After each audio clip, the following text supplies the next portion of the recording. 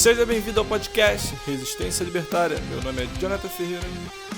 Eu sou Tayane Copello e hoje nosso convidado especial é um youtuber e escritor. Seja muito bem-vindo, Foer. Oi, pessoal, tudo bem? É um grande prazer ter você aqui na nossa conversa. Bem, para começar, eu gostaria de saber, Foer, como você se tornou libertário e por quê? Olha, foi uma jornada que demorou uns 3 anos, partindo do ensino médio, no qual no primeiro ano eu tive uma discussão com um professor socialista. Ele defendia o valor do trabalho e eu, como eu tinha o meu pai que era empresário, eu discordava.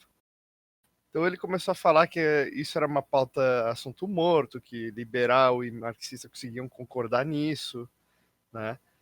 E que eu tinha que ler mais. Eu comecei a ler os autores liberais e os autores marxistas, no caso, e conheci Adam Smith e tudo mais, dei uma paulada no Riqueza das Nações, fui estudando mais até que caí na Revolução Marginalista, do Karl Menger. 2 anos depois de começar a tratar com o professor, no terceiro ano eu conheci Mises.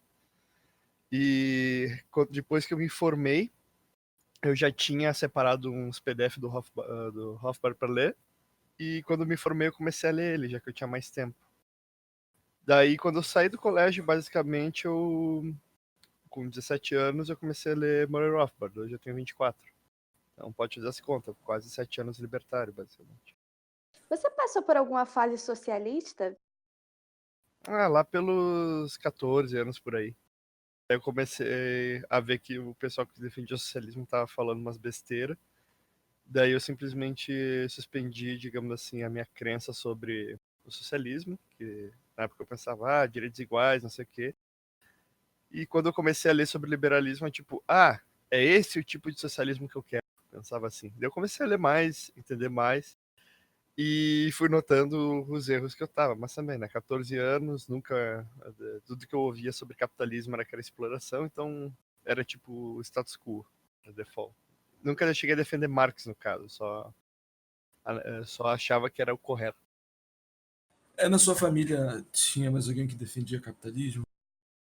Não, no geral não tinha ninguém assim que defendia qualquer coisa como, digamos, um papel de intelectual.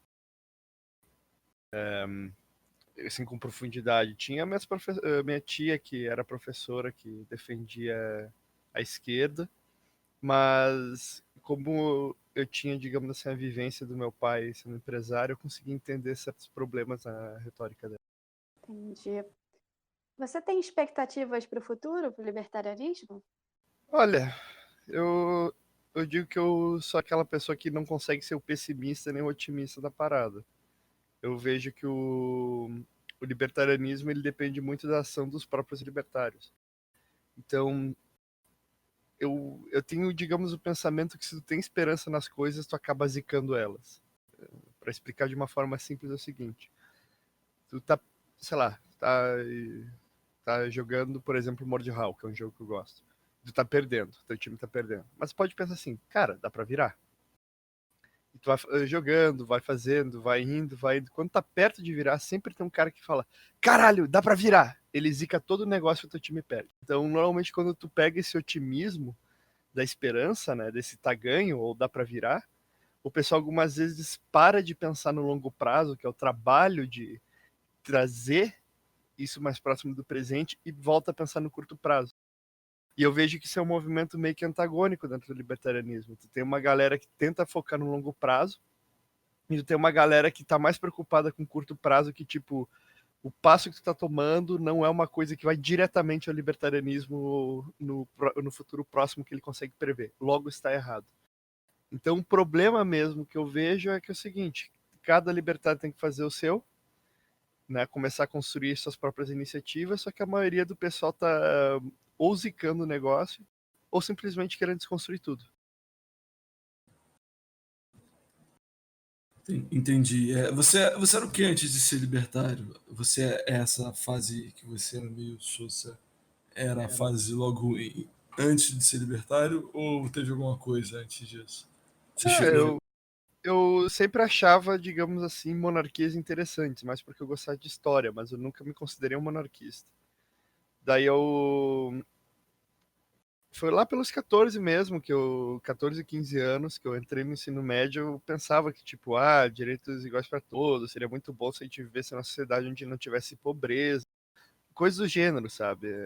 Na Ah, inocência tô mesmo. ligado. É aquela coisa genérica, né? Aquele Não sentimento. é tipo, Karl Marx estava certo na sua revisão sobre como é a produção ocorre na linha de produção, isso aqui. Não era esse ponto. Quando eu comecei a ler isso, eu comecei a notar os erros. Foi justamente quando eu comecei a entender o que era o socialismo que eu comecei a recusar ele. Ah, entendi. A gente tem essa fase meio genéricazinha, né? É muito fácil você ver o mundo assim, com aquela visão superficial, e pensar assim, pô, eu queria que as pessoas pobres não fossem pobres, né? Que as pessoas pobres pudessem ter mais poder aquisitivo. Eu acho que muitas das vezes uma parte dos socialistas eles estão nessa fase, entendeu? Acho que os socialistas são esses caras que não deram o passo seguinte, né? No geral, eu vejo que a maioria dos socialistas eles têm em três âmbitos, no caso. É a galera muito nova que vê o problema, tipo, existe pobreza no mundo, como resolver? Eles respondem, socialismo, né? Tem a galera que daí ficou muito tempo nesse negócio aí e acabou não aprendendo e não vai aprender porque a teimosia dele se tornou agora que o socialismo é o único correto, ele tá há 35 anos nessa ideia e não vai mudar. E tu tem aquela galera que vê que ele pode se aproveitar do teimoso e do inocente e ganhar em cima. Então tu tem esses três tipos de socialistas. Cara, isso é muito interessante, que eu também vejo nessas três divisões. Quando eu vejo, às vezes, um petista muito velho, que eu fico vendo esse cara teve a oportunidade de pensar melhor, né? E pô, o cara já é dogmático. Não vai ser um cara novo que nem a gente, que vai chegar a gente com 24, 25 anos, que vai mudar a ideia de um cara com 50 anos, 30 de PT, 30 de militância no PS, no MTST e CUT. E os caras ficam apegados no dogma mesmo, né? Você acha que a pessoa ela passa a assumir uma posição religiosa, mas não religiosa do tipo uma pessoa normal, mas apegada àquilo de forma, digamos assim, fanática, religiosa? Você consegue ver uma semelhança entre essa pessoa dessa categoria que você colocou, que é muito dogmática, bitolada, e o seguidor de uma seita que está disposto, sei lá, a se matar por aquilo? É porque Marx praticamente instituiu uma religião, né? Ele preveu o futuro. Então tem uma semelhança bem grande. Questão de seita, digamos que eu sou especialista nessa área, né? por ter o Por pessoal isso. fazendo as doações pra seita poérica, mas. Ah, você tem a sua própria, né? Mas a minha é meme, a minha é No caso, tipo. você faz aquela parte da seita que ganha o dinheiro, né? É o esquema Ponzi. Tô brincando. Não, mas, tipo, se, eu não quero transformar essa discussão numa discussão religiosa, mas eu andei lendo ultimamente, eu ganhei de presente os livros do C.S. Lewis, né?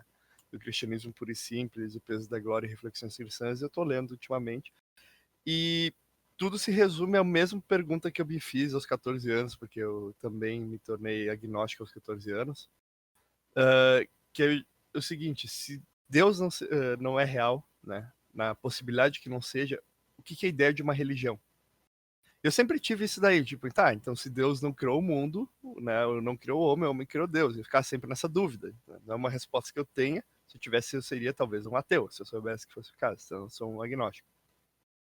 Então, trabalhando na possibilidade que a proposição Deus existe é falsa, porque um agnóstico só diz que ele não sabe sobre isso, teria que ver todas as religiões como uma histeria coletiva, correto? É um bando de gente que acha que uma coisa é verdadeira, ela não é. Eu não estou dizendo que as pessoas são burras ou mal intencionadas, só estou dizendo que elas acreditam em uma coisa falsa. E a maioria das religiões eu não vejo grande problema nesse fator, mesmo que ela seja a religião verdadeira.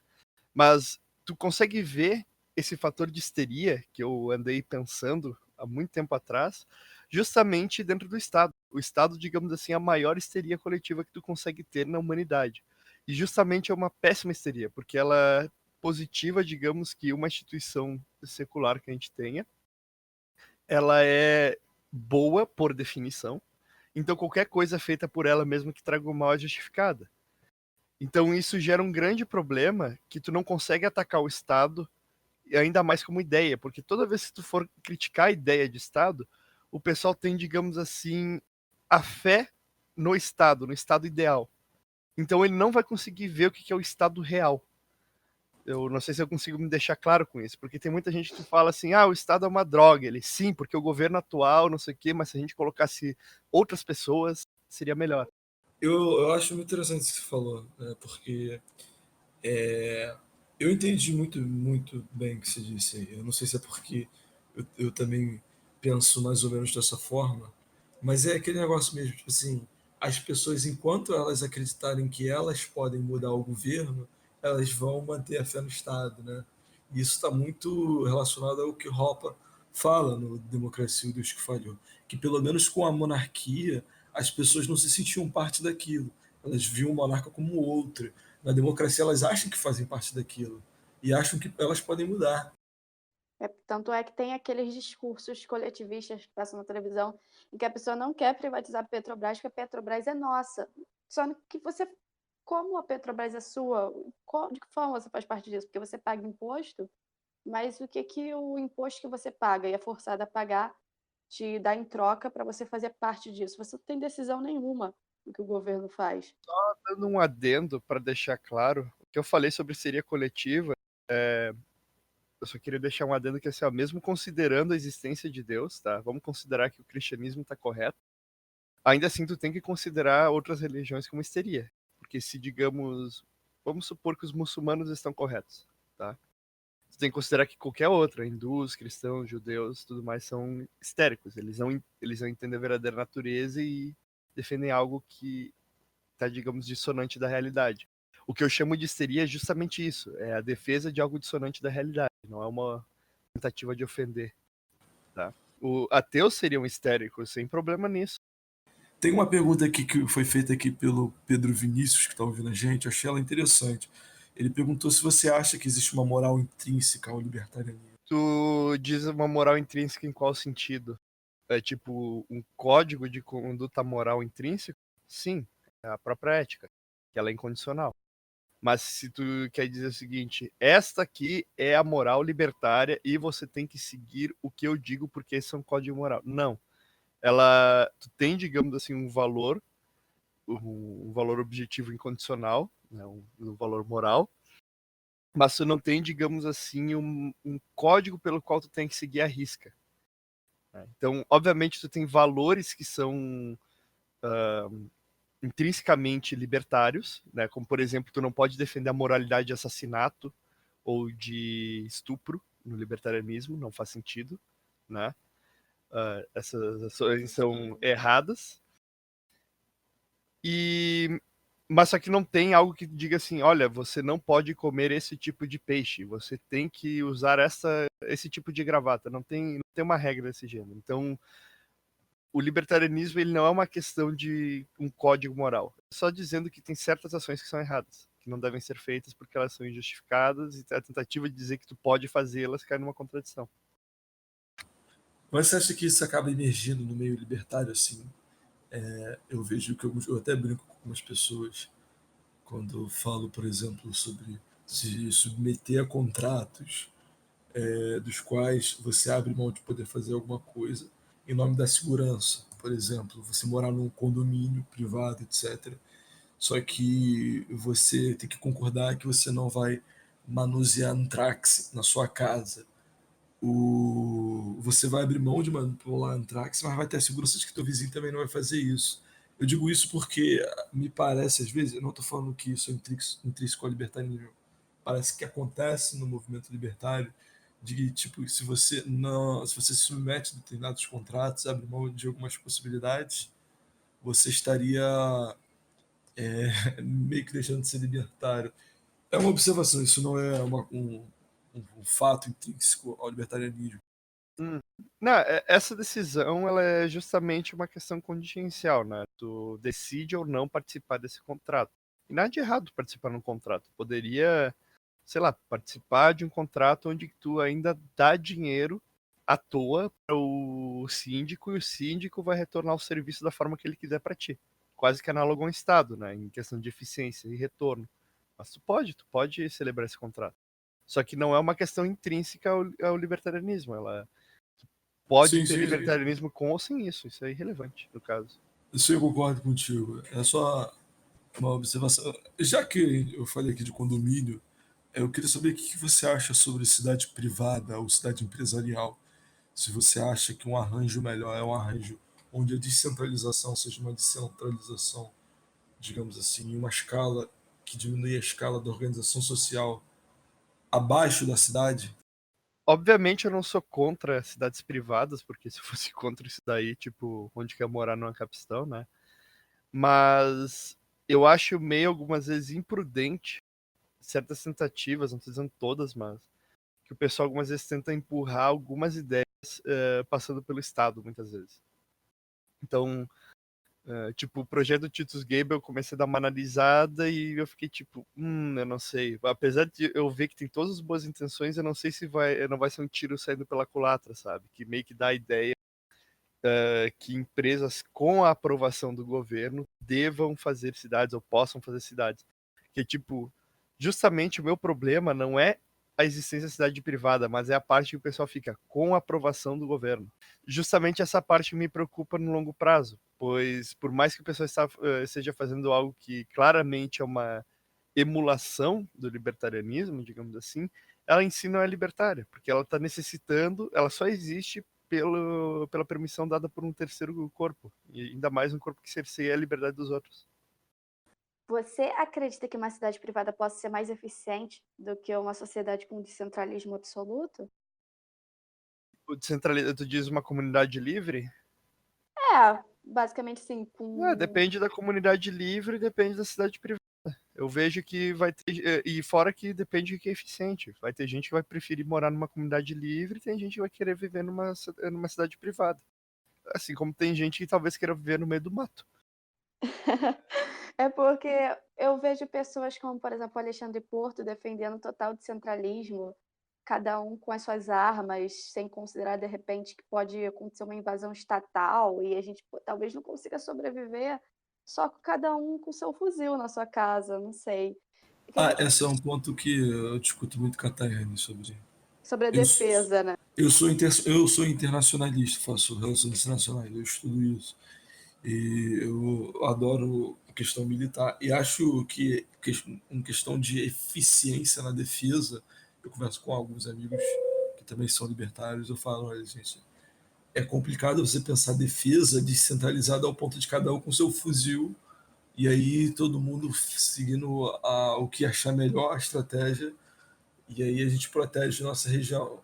Eu digo pra galera, assim, defesa contra um exército profissional demanda um exército profissional. E aí entra em vários pormenores relacionados à defesa e tal. Mais ou menos, tu não precisa tanto disso. Tem casos históricos que o contrário ainda é verdadeiro. Um dos exemplos que eu gosto de dar é a Batalha de Hamstead, que foi o exército dinamarquês e mais um monte de mercenários alemães em cima de uma pequena vila assim que era administrada pelas próprias famílias de aldeões. E se vocês pesquisarem aí, foi tipo algo em torno de 5 contra 1, a proporção da batalha pro lado dinamarquês, que tinha um exército profissional, ainda assim levaram um pau dos aldeões sujos, sabe?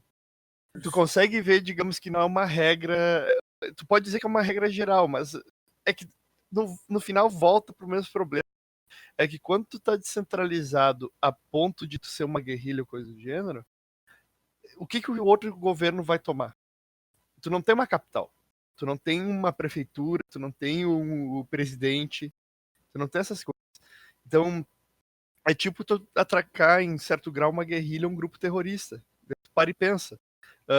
Olha, por exemplo, o Iraque. O pessoal entrou lá e o pessoal não consegue dominar uma galera que mora em caverna usando armas da Guerra Fria e usa uma toalha na cabeça. Isso que o pessoal tem e a galera não consegue bater nesse cara. Um dos exércitos que tem maior budget do mundo, sabe?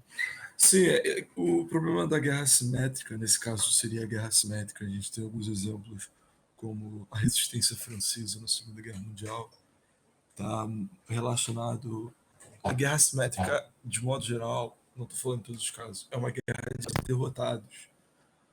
Você já está com a região ocupada, como é o caso desses países onde onde se faz a presença americana. Já é um território ocupado. O que acontece é que, vez ou outra, tem alguém fazendo um atentado contra os exércitos de ocupação, mas ainda assim não conseguem fazer uma estrutura de cala. Por exemplo, um sistema jurídico e instituições onde você consegue montar uma fábrica e submeter uma instituição, digamos assim, associado a esses guerrilheiros. Não consegue. Você consegue viver em beco, em buraco, mas você não consegue fazer algo com maior escala. Esse é o Entende? problema organizacional mesmo. Mas se tu for considerar, a gente já tá na guerra dos derrotados. A gente já tem um Estado e tem gente resistindo. Não é brigando em armas, é resistência contra econômica muitas vezes. Sim, mas quando eu falo sobre a defesa com o exército profissional, é justamente para que a gente não tenha que chegar ao ponto de viver uma situação de derrotado. Imagina um conjunto de cidades privadas sofrendo ameaça de um Estado. Né? A própria defesa ela se encarrega de dissuadir o inimigo. Fora o interesse da própria segurança da cidade de impedir isso daí. Mas Exatamente. É a partir disso que eu penso. Isso é do interesse da cidade privada se defender. É do interesse dela se associar a outras. não, mas isso daí é só uma questão de o que é o interesse dos indivíduos naquela região, naquele momento. Se o pessoal acha que o Estado que está ali do lado não é uma ameaça, o pessoal não vai se defender ou não vai se precaver, digamos assim. É que eles não se defendem. Quando atacar, eles vão começar. Mas, de novo, mesmo que um Estado domine, pode pensar que o Estado domina fácil. Tá, tenta manter uma galera que não quer Estado. Justamente eu volto para a questão do Iraque. A guerra é um custo gigante para os Estados Unidos. É basicamente a guerra dá mais dano nos Estados Unidos em ter que ficar gastando com isso do que eles estão conseguindo dar diretamente nos iraquianos, sabe? Mas o Estado também não tem incentivo para ele poupar. Então, Tem esse detalhe, né? É real isso que você está falando. A guerra ela é extremamente custosa. Infelizmente, política é um negócio tão sujo, o Estado é uma coisa tão porcaria, é que o custo da guerra é distribuído entre os cidadãos americanos e todo mundo que usa o dólar, né? Enquanto que os ganhos da guerra é concentrado na mão dos corporativistas e dos políticos. Mas é um negócio nojeira. Inclusive, isso demonstra como não é interessante para uma cidade privada ou uma organização libertária, algo voluntário, trabalhar com essa lógica de dominação e de guerra, porque é muito caro. Sim, eu acho que foi Maquiavel que comentava que estados, como que é? Estruturas muito centralizadas, elas são difíceis de derrubar, mas depois que tu as derruba, tu consegue dominá-las muito fácil. Já estruturas descentralizadas, governos tipo feudos ou coisas do gênero, são fáceis de derrubar, mas depois que tu domina eles, se tornam custosos, eles se tornam problemáticos. Então, tu pode até pensar de certa forma que para um estado dominar, digamos, uma cidade privada, né, ou até uma comunidade livre, vai se tornar depois de um tempo custoso, porque a galera pode começar a sonegar imposto, começar a ir atrás. Então, tipo, pro político, à primeira vista, pode ser visto como uma vantagem, né? Mas com o tempo, só vai ter um empobrecimento daquela galera. Então, no final, tu tem uma perda. Daí o problema de assim, tipo, mas agora a cidade privada se foi. Bem, tu pode ter o pessoal indo para outro lugar, né? Pode ter outras pessoas não gostando da ideia que uma cidade estava se defendendo e foi tomada. Tu tem toda a repercussão no cenário nacional. Então é coisa que não dá para simplesmente dizer vai ser assim e acabou, porque tu tem todo o cenário. Todo o Não, com contexto certeza, envolve. com certeza. E eu acho que, inclusive, uma vantagem de defesa privada, digamos, é a eficiência, né? Porque os Estados Unidos é que eles pegam o custo do poderio militar, que é um absurdo, é papo de algo de orçamento militar americano chegar a bilhões anualmente. Isso é um absurdo. Os caras chegam a ter 36% do orçamento militar mundial. O ganho disso são as corporações. Os Estados Unidos, o que explica os Estados Unidos são as corporações militares, muitas das vezes, a política internacional dos Estados Unidos. E isso que você falou foi o Maquiavel mesmo que disse. E ele fala uma coisa que é muito interessante. É difícil dominar as cidades descentralizadas depois que você ocupa, porque as pessoas estão acostumadas com a liberdade. Uhum. Eu vejo mais dessa forma. Eu até comentei isso daí na minha palestra em Santa Catarina. Mesmo que o indivíduo não seja livre de fato, quando ele se emancipa do Estado, ele é livre em espírito. Isso daí é o maior problema para o Estado. Porque o cara não vai simplesmente baixar a cabeça. Ele Sim. vai resistir em tudo que ele puder. Obviamente, quando eu digo resistir, não é que o cara vai, sei lá, sair na rua dando tiro nos policial, feito um louco. Não, tu resiste da forma que tu ainda tu se mantém seguro. Sim, é Tu vê verdade. que, por exemplo, ficar sonegando imposto de renda pode ser uma péssima ideia de vez em quando. O que tu faz? Tu tenta fazer uma elisão, tenta organizar as coisas de forma que tu pague menos, planejamento fiscal. Isso é uma forma de resistência, em certo grau. Tu faz isso daí, são meios para tu resistir ao Estado, no final. O Pedro Vinícius fez uma pergunta que ela está dentro dessa discussão mais ou menos, eu achei ela interessante aqui, que é: acha que certos valores, preconceitos, costumes são fundamentais para a saúde de uma sociedade anarcocapitalista, para que não volte para um Estado? Como a gente estava falando ali de valores morais intrínsecos, aqueles implícitos na ética, né? Por exemplo, não mate, não roube, não estupre. Isso aí seriam valores morais intrínsecos à ética argumentativa. Tu teria, digamos assim, um código moral que seria superior aos outros. Se a gente colocar, digamos, como régua, como parâmetro, a ética argumentativa. Um deles é aqueles que o pessoal rechaça: estupradores, assassinos, ladrões, molestadores, né? Pessoas que cometem fraude. O pessoal simplesmente é intolerante para violadores de propriedade. Porque se tu se torna tolerante à violação de propriedade, tu começa a se tornar complacente à existência do Estado. Então, o primeiro passo para tu ter um Estado é tolerar a agressão. Tu começa a tolerar a agressão, uma hora ela se sistematiza e pronto, agora tu tem um Estado. Então, Realmente. obviamente, tu vai ter que ser preconceituoso em questão de tu não gostar e contra violação de propriedade. Quer dizer que toda violação tu vai sair punindo. Obviamente tem algumas que podem ser compreensíveis e até bem vistas, como por exemplo, sei lá, uma sociedade que ache cachorros fofinhos, né? Daí o cara vai lá e quebra o vidro de um carro, salva o cachorro.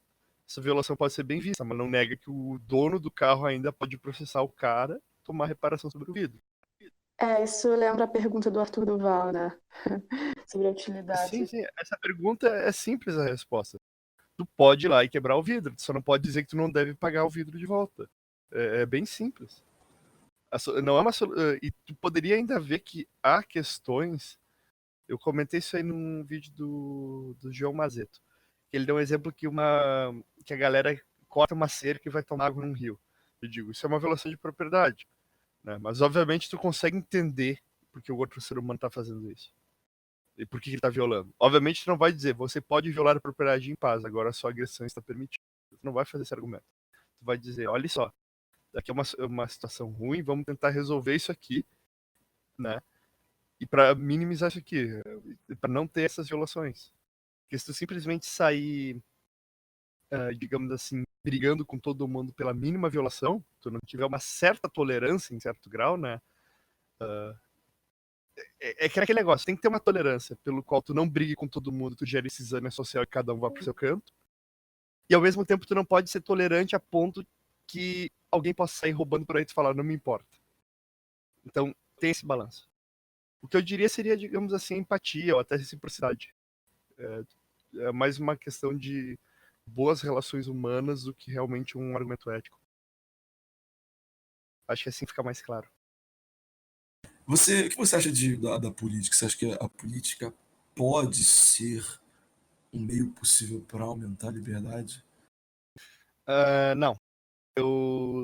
Sobre política é o seguinte. Eu considero três posicionamentos sobre a política, né?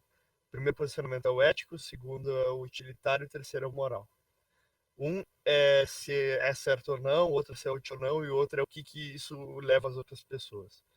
O argumento ético é que tu tem sim como ter um político de forma ética, o que eu determino como político nulo, né?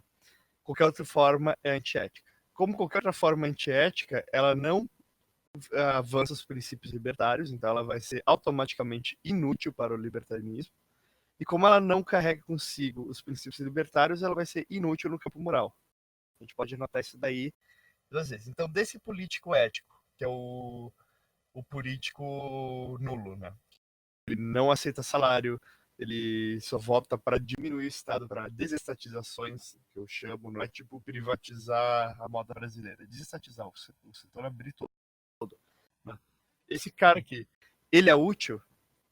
Daí a gente tem que fazer uma pergunta sobre a própria ciência política. Eu recomendo o livro do Adriano Janturco.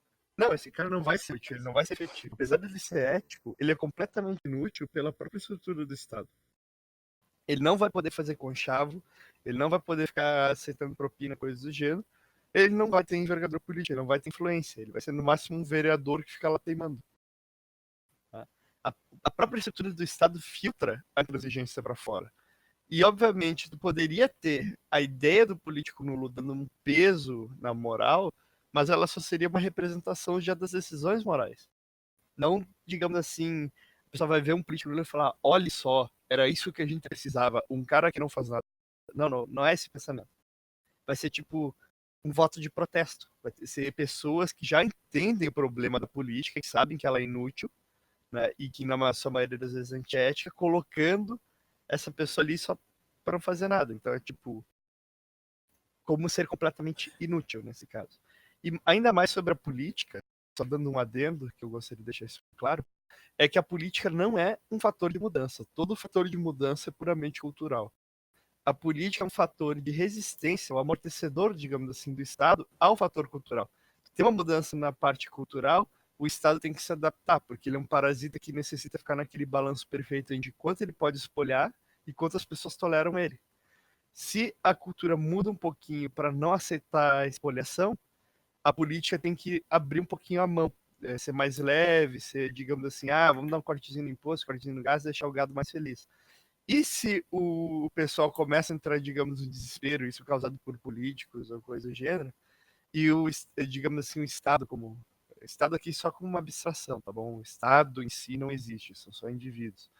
Nota que dá para aumentar impostos, aumentar a sua base, ele vai usar justamente da política, se aproveitando desse âmbito cultural para expandir. Então, no final, a política não é uma questão de ação contra o Estado, mas de reação contra a sociedade.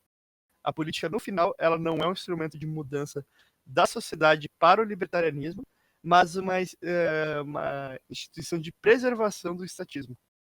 Então, no final, eu vejo que a política é em si completamente inútil. Dá para tu operar ela de uma forma ética, mas tirando isso, ela é completamente inútil, tu só vai operar ela de forma ética se tu realmente souber o que é libertarianismo. Então, no final, é um jogo, é uma perda de tempo. Eu prefiro muito mais gente empreendendo do que tentando ser um político nulo. Apesar de dizer, essa aqui é a única forma de poder ser, eu sou contra a existência deles. Eu acho inútil. Não sei se tu for fazer um meme, daí vai ficar engraçado, pelo menos. Mas então, você acha que, ainda assim, por meio da política, com algum libertário se candidatando, poderia haver alguma diminuição nas agressões? E você acha que isso seria válido? Sim, tu poderia ter uma diminuição. Mas é justamente pelo fator cultural. Pensa o seguinte, como é que esse libertário, ou nem que o cara, tipo, não existe político libertário, mas digamos, eu como libertário poderia me candidatar para um político nulo, né? Ou até um político tradicional e ser inconsistente, mas como é que esse libertário entra? Porque o pessoal vota nele. Então tu tem um fator cultural prévio que tem que jogar na questão política. Daí depois que essa pessoa é votada e ela entra, ela começa a fazer a mudança. Mas tu veja, a mudança já tá. É uma mudança cultural primeiro. Depois vem a questão política. Então, o indivíduo, para si, ele já decide antes de que alguém decida por ele. Então, esse que é o fator todo, que é o foco até do localismo, que é o que surpassa o localismo, a ideia que eu defendo, né, que surpassa justamente essa briga estúpida sobre política, que é uma perda de tempo dos dois lados. A pessoa está brigando sobre política, sendo que o real problema eles não estão nem começando a É o fazer. reclamar do governo, mas continuar aceitando o Estado, né? Pois é. Então, pegando o barco nessa questão, você pode explicar um pouco para a gente melhor o que é o localismo?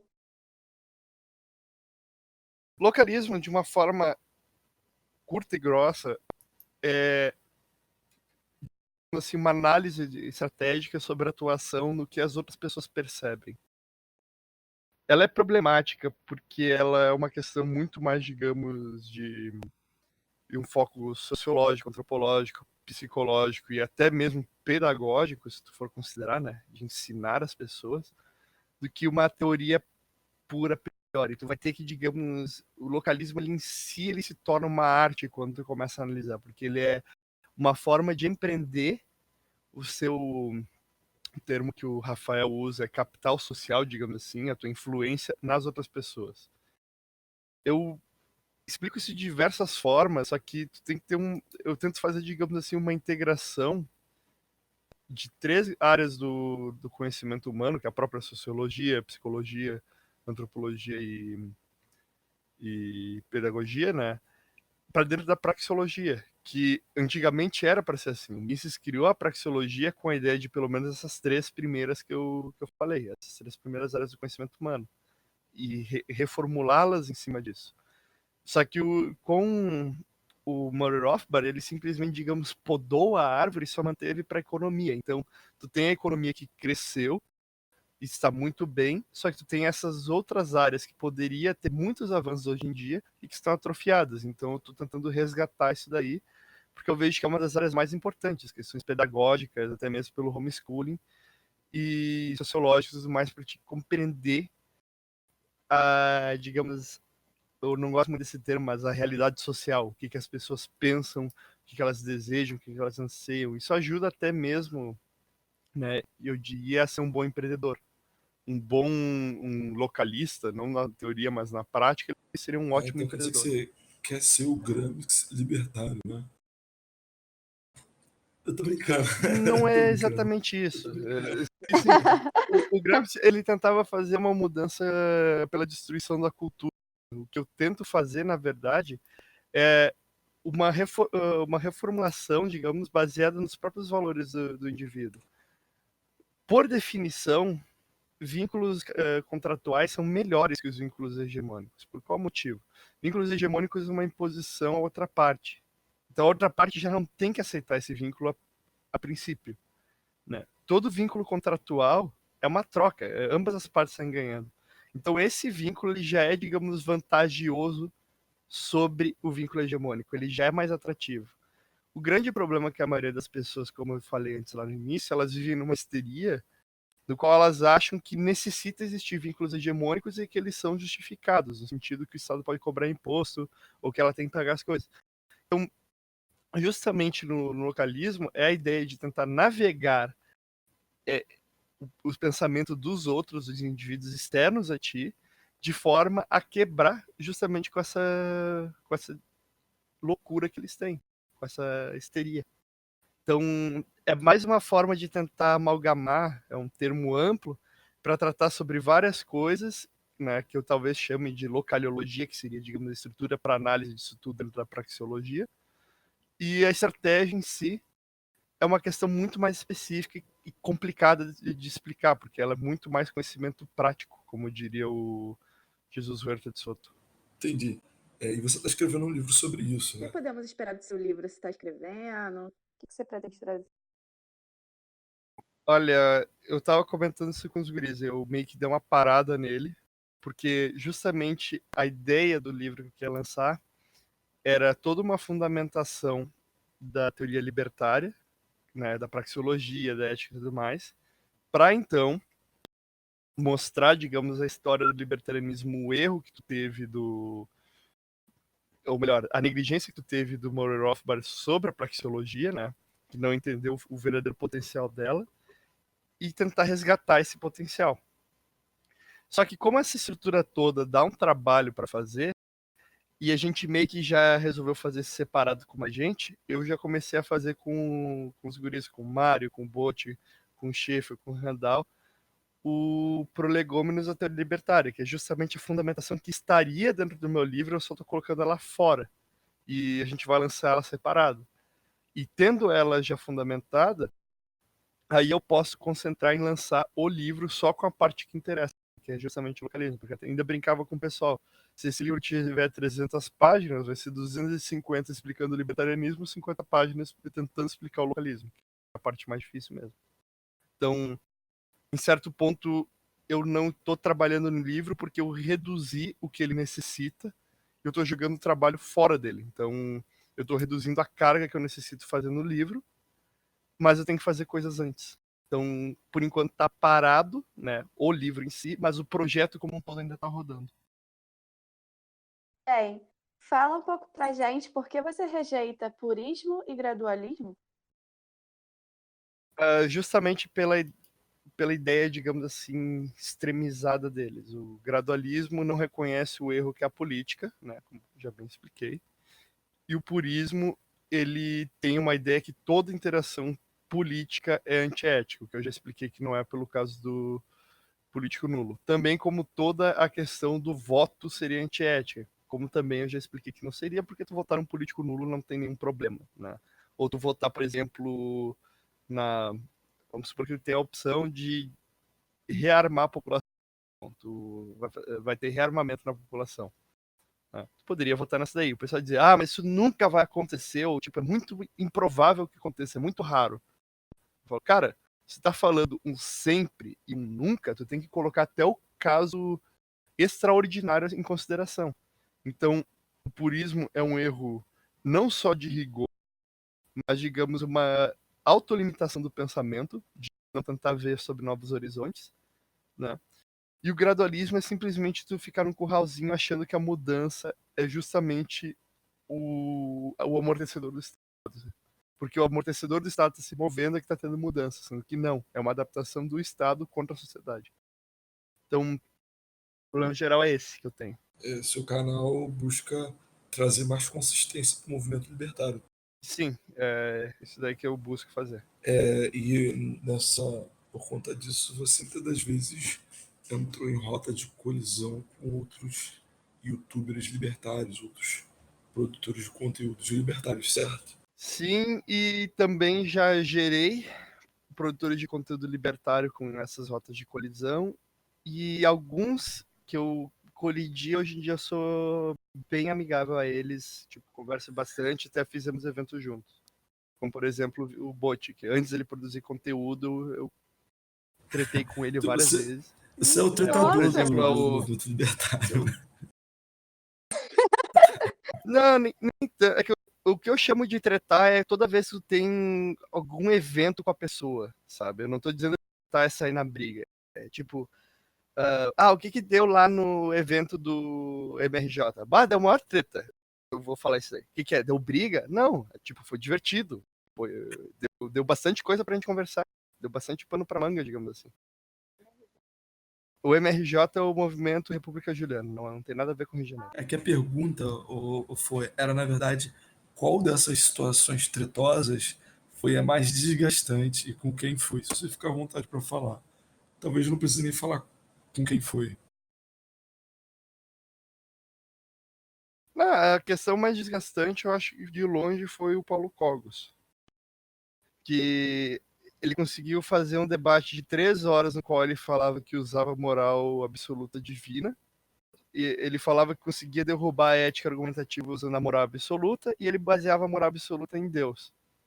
E aí ele ficou 3 horas, ou 2 horas e meia, fugindo da pergunta mais simples que tem que ser feita quando ele quer fazer essa afirmação, né? Que o ônus da prova é dele. É a própria prova de Deus. Né? Eu, como agnóstico, eu quero saber.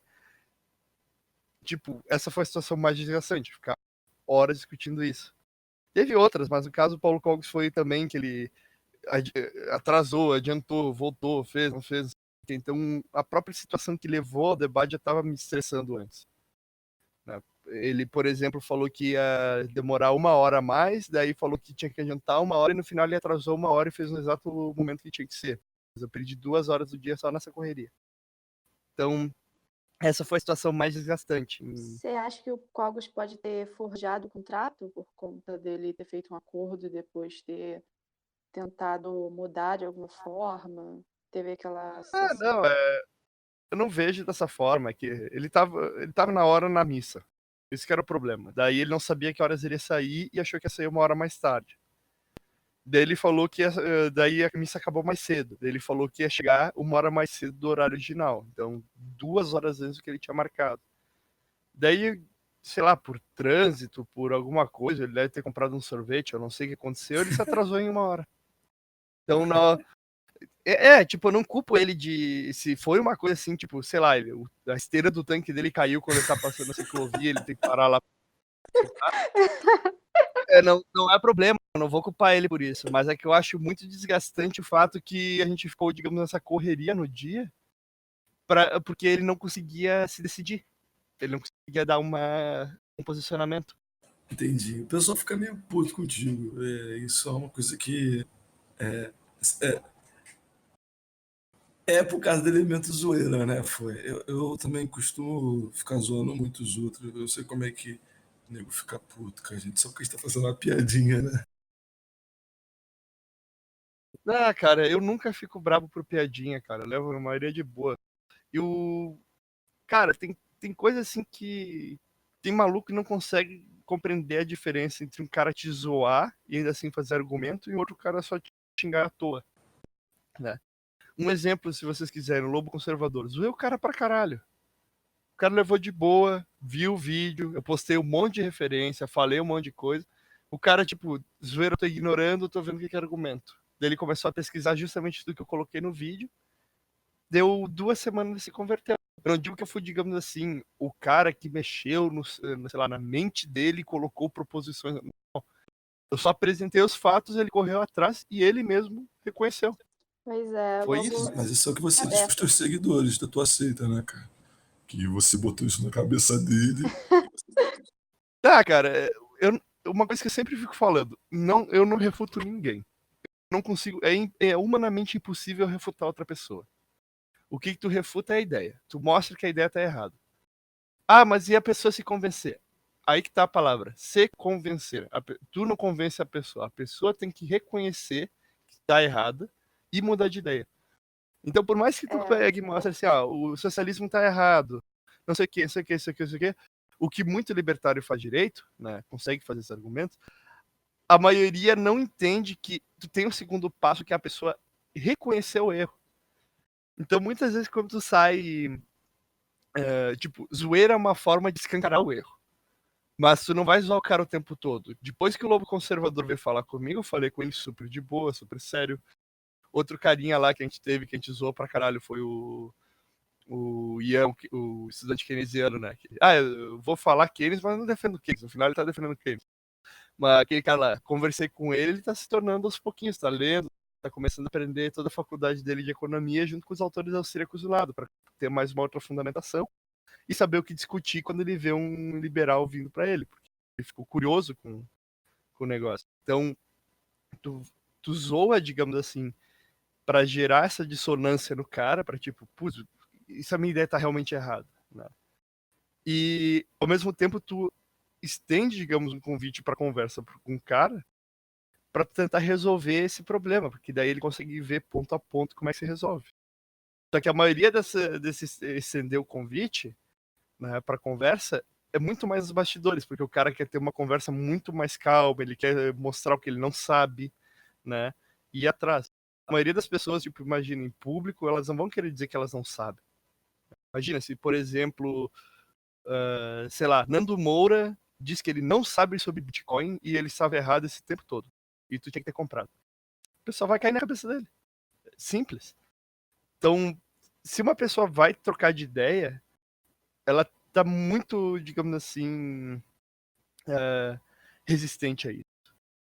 Ela vai ter que repensar um monte de coisa, cara. Então, a melhor forma que tu pode fazer para resolver esse problema justamente, tu faz o que tu precisa fazer pra jogar, digamos assim, uma chave de boca no pensamento dela, pra travar tudo, e depois disso tu ajuda ela a reconstruir tudo. O problema é que a maioria dos libertários, tipo, querem só demolir o que o corpo pensa, né? E sai andando. Daí o cara fica lá, tipo, eu não entendi o que aconteceu, o cara falou umas coisas, depois saiu andando, logo ele é cuzão. Daí pronto, tu associa a paulada que o cara levou, com a ideia começa, digamos assim, a construir, em certo grau, um reforço negativo na pessoa. Ela começa a pensar, pá, esse cara aqui vem com esses argumentos idiota que eu não...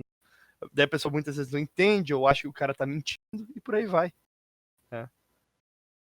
Bem, sobre a questão do seu problema com o Alexandre Porto, você leu o texto que ele escreveu sobre você, certo? Qual? O que ele fixou um tempo na timeline falando, porque eu não vou debater com o Fowler. O Porto, ele é o seguinte, ó. Ele faz muito na narrativa dele. Se vocês forem ver no meu canal, o meu primeiro vídeo foi uma resposta a ele, porque ele tá fazendo umas coisas muito bizarras. E vocês podem ver que eu não zoei ele. Em nenhum momento eu zoei ele naquele vídeo. Eu, no máximo, falei uma hora no comentário, brincando, né, por meme, dizendo que se não é... eu acho que foi naquele vídeo, né? Se não é descritivo nem normativo, tem que ser palpitativo, porque só pode ser um dos dois, não tem como ser um terceiro. Né?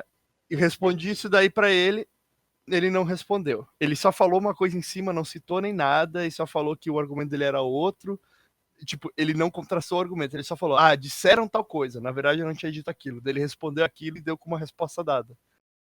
Daí depois ele continuou falando besteira e eu respondi ele depois de 1 ano do meu último vídeo, daí ele soltou esse texto. Então, tipo, depois que eu usei todas as tentativas de conversar com ele de boa, eu comecei a pegar pesado com ele, ele não gostou. Entendi. É porque ele falou que no texto dele que você meio que estava tentando crescer em cima do canal dele. Mas é claro, você não deve concordar com isso. Eu gostaria de saber se você se arrepende de alguma coisa em relação ao pessoal fludar a timeline dele. Você E mudaria fica bem alguma irritado e coisa sai em bloqueando todo relação mundo. à forma como... Você mudaria alguma coisa em relação à forma como você abordou ele antes?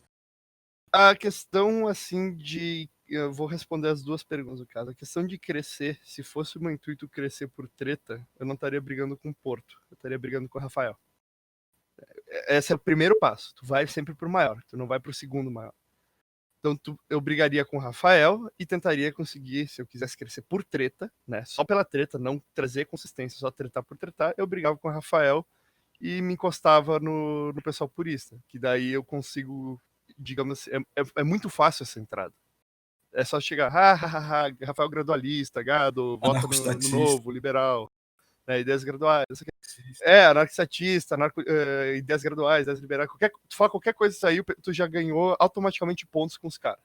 Tá? Porque eles têm que ter essa echo chamber deles, né? Eles têm que estar dentro de uma caixinha fechada onde todo mundo tá falando a mesma coisa. Então tu já ganha pontos e tu faz de equipe dessa forma. Aí tu só fica, sei lá, xingando o socialista à torta direito, brigando com qualquer coisa, arrumando treta por qualquer motivo, né? Você vai dizer, mas cara, tu responde o Sai da Matrix. Sim, porque ele fala uns absurdos de vez em quando contra o libertarianismo, mas eu não tô lá no canal dele, tipo, caralho, olha que ele falou, sei lá, sobre preconceito, eu vou responder isso aqui. Eu nem ligo pro que ele fala. A maioria do tempo, quando ele trata sobre liberais ou libertários, que algumas vezes ele confunde os dois, ele ataca o libertário achando, ataca o liberal achando que é libertário, eu tenho que ir lá para colocar ordem no puteiro, digamos assim. Então, se fosse treta por treta, eu estaria respondendo o cara todo dia. Né? Mas não é esse o meu ponto. E o segundo, sobre o Flood, cara, o que aconteceu é que o pessoal começou a me encher o saco, dizendo, por que tu não responde o Porto no Twitter? Por que não sei o quê? Por que não sei o quê? Eu peguei e falei pro pessoal, cara, olha aqui, ó, toda vez que eu discordo do Porto no grupo do Facebook dele, ele me bloqueia. Quando eu discordo aqui, ele me bloqueia. Qualquer lugar que eu faça qualquer coisa, ele me bloqueia. Aí o pessoal tem a brilhante ideia de ficar enchendo o saco do Porto. Eu só falei que ele me bloqueia. Eu não falei, vão lá e encher o saco do Porto. Só que daí eu comecei a achar tão engraçado que isso tomou uma proporção tão épica que teve uns caras que criaram até página pra isso. Eu comecei a achar engraçado o ponto, mas eu não tava incentivando. Porque, tipo, é engraçado. Um exemplo. O Alexandre Porto postou uma imagem dizendo bloqueia a palavra forward né? O que que é tipo, eu não falei nada. O que que o pessoal começou a fazer? Comecei a escrever for, em vez de eu colocava 0, em vez de E colocava um 3, sabe? Em vez de H colocava um 4, em vez de R colocava um 5. Teve um maluco que escreveu tipo, for te refutou alguma coisa, o debate com for, em código Morse e mandou pra ele. Sem zoeira. O cara fez em código Morse, era tipo ponto, traço, ou coisa do gênero, mandou. Ele disse que demorou, tipo, uns 5 minutos pra ele ser bloqueado. Daí a gente começou a, tipo, caralho, o poder ter olhado aquilo, parou tudo que tá fazendo, jogou no Google pra ver código Morse, e daí quando ele leu a coisa, foi lá e bloqueou o cara, sabe? Então, tipo, ele que trouxe isso aí pra ele. Ele não quis responder, ele começou, falou que iria bloquear todo mundo que falava, e tipo, cara, tu tá convidando trolls pra ficarem te encher o saco. Se tu quer resolver isso daí, silencia. É mais fácil silenciar o cara. Né? O cara vai continuar falando, vai continuar fazendo os negócios, só que ele não tem algo contra ti. Só que tu não tá vendo. Tu não é obrigado a ver. Agora, quando tu bloqueia, tu tá aqui dizendo, eu estou fugindo. E foi justamente isso que o pessoal foi em cima dele. Obrigada, foi um prazer ter a sua presença O aqui. prazer foi meu. E é isso, gente. Dá um tchauzinho aí, por favor, pro pessoal que tá escutando. Tchau, galera. Entre no clã. Valeu, rapaziada. É isso aí. Se inscreve no canal, dá um joinha. E é isso aí.